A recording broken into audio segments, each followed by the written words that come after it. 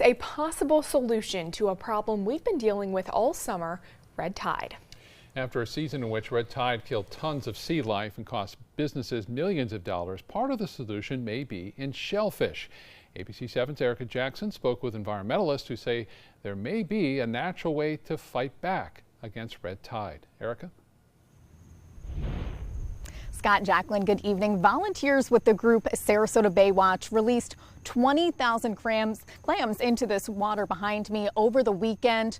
And while they may be doing a good job at improving our water quality, you may want to think twice before steaming some up at home.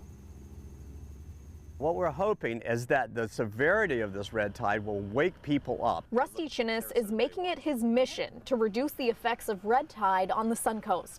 Members of Sarasota Bay Watch and Mote Marine Laboratory are working together by releasing hundreds of thousands of clams into the bay.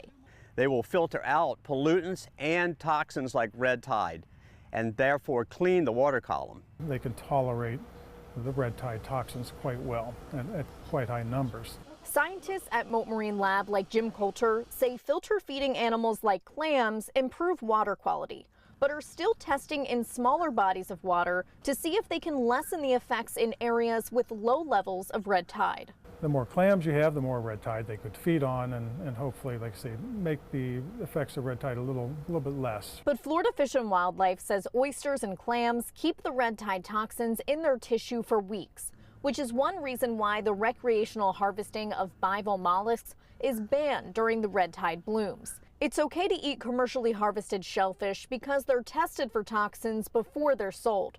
But consuming illegally harvested shellfish could be poisonous, even if red tide levels are low. There's a lag period between the time the red tide dissipates and the time at which the clams become edible. Chinnis says he wants to continue to work with Mote on this project, so visitors keep coming back to the Suncoast. We need a clean bay or it's going to affect everything in our economy.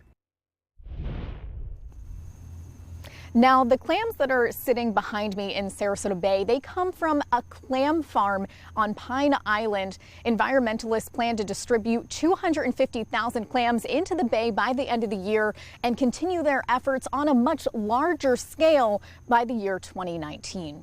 Reporting live along Sarasota's bayfront, Erica Jackson, ABC 7, your Suncoast News. Erica, thank you. I hope that works.